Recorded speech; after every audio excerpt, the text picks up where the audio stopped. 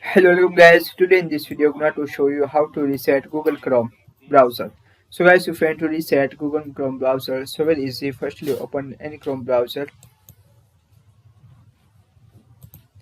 click on three dots, click on settings.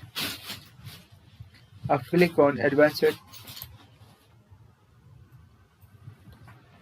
click on reset and clean up.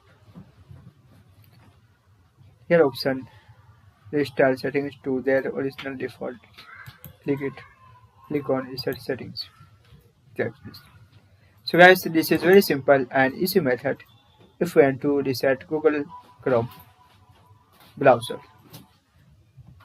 Thank you for watching this video. Please like, share and subscribe to my channel for latest update. And please comment this video how to reset Google Chrome browser. Is it useful or not? Thank you for watching this video.